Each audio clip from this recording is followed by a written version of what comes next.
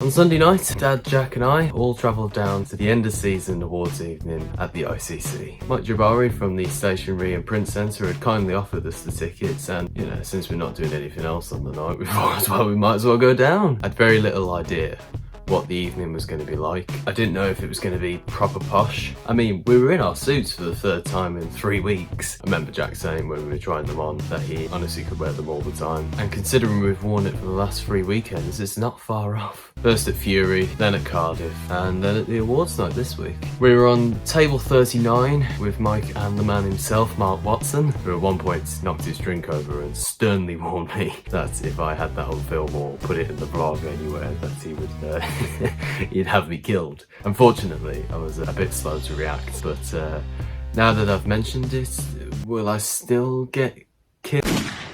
We arrived around 5:45. We could have been there a lot sooner had the traffic not been such a nightmare. It was like a maze, I swear. It took about 10-15 minutes just to get into the car park. Nonetheless, we parked up and okay. Before we were even in there, you can see people were well dressed. I saw that there was a lot of people in the bars across from the canal.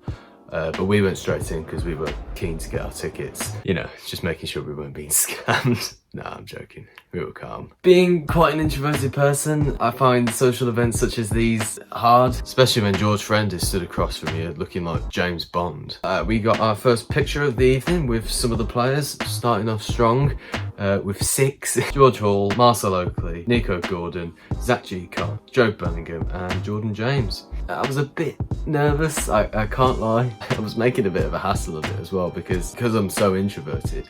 Honestly didn't know where to stand. But they were great, you know, they just reassured me that I was being a fucking idiot and just stand in the middle. I mean, Jack had the hang of it though, you know, he's far more extroverted than I am. Big old cheating bastard. Cheating bastards! And shortly after, we were heading up into the foyer? Is that the correct word? Yeah, sure, why not? Got the first beer of the night, complimentary of the evening, and then we went into the hall to find our table.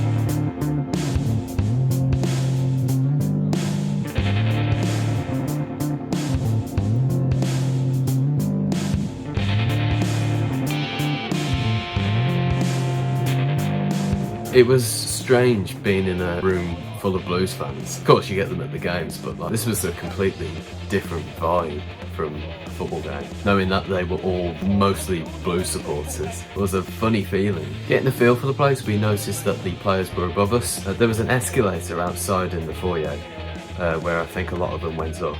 They were up there so that when they got announced they could come down the stairs and with the spotlights on them and everything, and then sort of towards the front area. And we were about the 4th row, I'd say, so we weren't too far away from it all.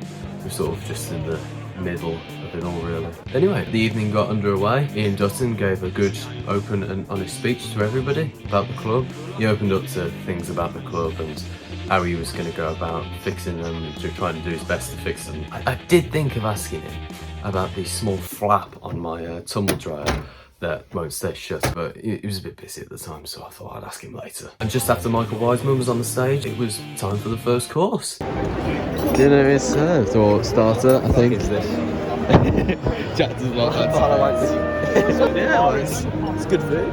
Which fork do you use? I have absolutely no idea what we were eating, but it tasted alright though, so I suppose that's all that matters. I can't think of what it could have been. At one point I was thinking it was some sort of fish, but then I remember they came about asking for some dietary needs, and with us being vegetarians, I can't imagine they would forget something like that. Perhaps it had nuts in because Billy Big Bollocks has a nut allergy, which kind of makes up for the fact he's an absolute nut at the Blues. He's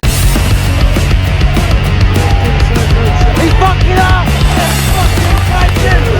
I don't know why he's like that at the games. Must just be the Blues. It definitely does get to you. The main course was really nice. I don't know what anyone else had, but what we had were these sort of cheesy potato croquettes and some long puff pastry rolls. Creamy. Been waiting to use that meme for a long time. Thought then that would be the right time to sort of go around and have a look for more photo opportunities. And then to our left, as we literally stood up, we saw Bakuna and thought, perfect opportunity, you know. It's been great since he signed for us back in January, so perfect. This time I was much better. I made it clear that, you know, we wanted a photo together. I did the trusty hand signals that are good to use in louder places like that. And just after Bakuna, we'd spotted Bowyer as well. Again, I did the hand signals. And then afterwards, we went over to Hernandez and Chong, who were stood a couple of tables from us. And Onel Hernandez recognised us. I just froze. My soul was teleported to a glacier, I swear. Honestly, it was so cool. You had to something like that to me. In the end though, I had to tell him to stop because he was making it a bit obvious that he was gesturing it to me. Dramatization may not have happened. That isn't the strangest story of the night though. That comes on way later, that does. We both got plenty of photos with all the players who were all incredibly friendly. Jack was particularly pleased that he got a photo with Davo. He'd done some fan art for him when he was younger, so I knew he was delighted to have met him. Just when I was taking the photo of him, all I could think of was Speaking of which, Adebola himself was there as the official tosser.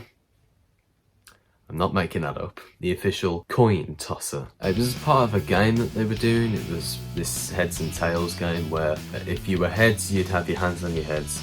And if you were tails, you'd have your hands on your arse. And then if it was heads, then obviously tails would sit down. And if it was tails, then obviously heads would sit down. And then whoever was the last standing on their table would get a prize of some sort. I don't know, I can't really remember. I think you had to put a tenner in it to play. I think a percentage of it as well went to the charities. I can't remember. I think I was in the toilet for the explanation of the rules. Which, speaking of which, we're a bloody long way away. Not only that, the urinals were such an odd shape. It was like you're having a piss in the sink. I was half expecting to look over and see someone actually washing their hands in them and realise I actually was having a piss in the sink. The Arthur Award went to Baz, which I thought was class. As well as Gary Williams, who won Supporter of the Year. He's been battling with cancer. In terms of standout awards, Jordan James won the Young Player of the Year, which, you know, I thought was thoroughly deserved. Deeney's goal away at Millwall won the goal of the season, and Hogan, of course, won top goal scorer. As well as Vatriki Sari, who scored this absolute slapper against Sunderland to win goal of the season for the women's team. And of course, players of the season. First players player was Gary Gardner, and supporters player of the season was Matthias Sarkic, who deserved it, don't get me wrong, but it's funny because he's not even our player. He was only on loan and went in December as well because he got injured. We left the building at around 15 minutes into the next day, which I didn't even clock that we'd been there for that long. You know, been in that room for about 6 hours. We decided to head round to the after party at the Nuvo bar to see what was going on. On the way there, Ryan Woods is slightly ahead of us, and all of a sudden you just hear like somebody shout his name from like over my shoulder. So I look round and it's Hernandez and Graham. And as we're walking down Broad Street as well, we can see him just like start catching up to us, and he then just comes up and starts having a proper chat with us. It was like, is this really happening? Like, this is real? This is not a dream?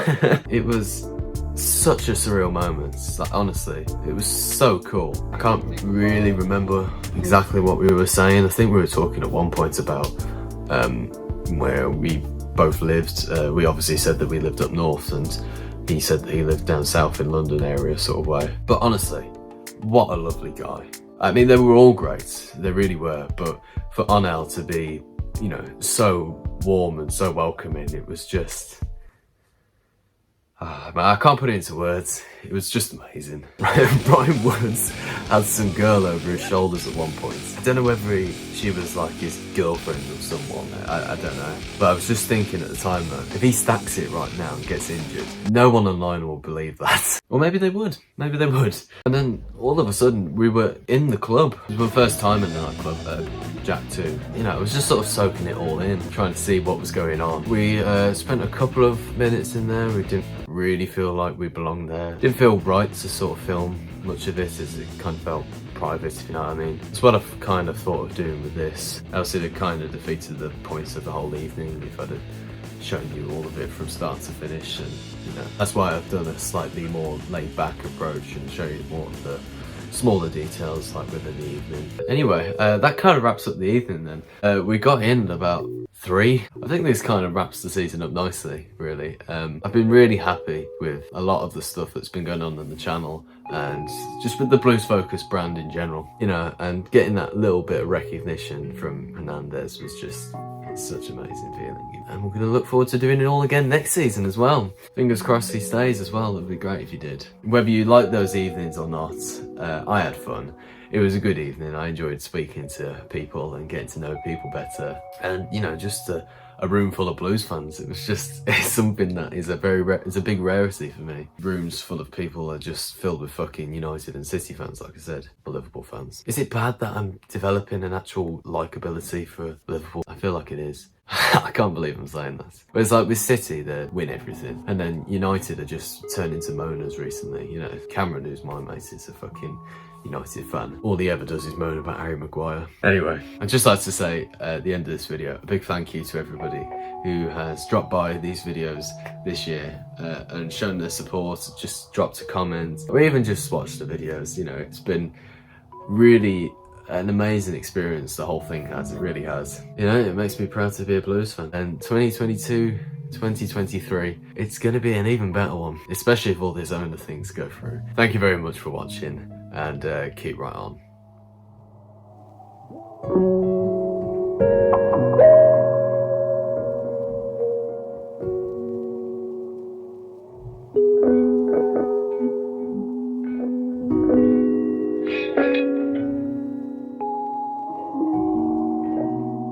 Is that pint that got me on the way here? I'm gonna give it a punch. Talked in on this.